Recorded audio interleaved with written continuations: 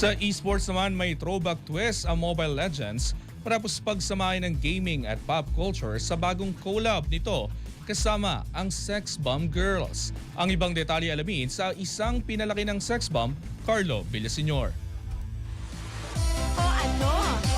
May bagong twist ang Mobile Legends Bang Bang matapos makipag-collab sa Sex Bomb Girls para sa isang nostalgic campaign bago ang ika-10 anibersaryo nito. Ibinida sa campaign ang limited time Get Out Battle emote hango sa iconic dance moves ng grupo na maaaring ma-unlock ng mga manlalaro sa pamamagitan ng logging events mula April 5 hanggang 19. Kasama rin ang isang community challenge na may target na 12 milyong emote claims kung saan may mga karagdagang reward na maaaring ma-unlock habang tumataas ang partisipasyon. Sumikat ang Sex Bomb Girls kabilang sina Rochelle Pangilinan, Ira Bermudez at Micah Bautista noong early 2000s dahil sa kanilang musika at television presence. Ang kolaborasyon ay bahagi ng hakbang ng Moonton Games upang mas mapalapit sa mga Pilipinong manlalaro sa pamamagitan ng mga kilalang karakter ng lokal na pop culture. Kasabay nito may mga in-game events din tulad ng free elite skin activity at limited time hero at skin trials para hikayatin ang mas aktibong partisipasyon ng komunidad. Inilabas din ang bagong bersyon ng kantang Halukay Ube bilang bahagi ng promotional materials ng campaign. Tatagal ang campaign sa buong Abril habang patuloy ang pagbuo ng MLBB na momentum para sa ika-10 taon nito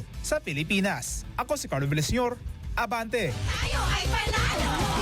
Manatiling nakatutok sa Abante, sundan kami sa aming mga social media accounts at huwag kalimutang mag-subscribe sa aming YouTube channel, DWAR Abante Radio, para sa mga eksklusibong balita.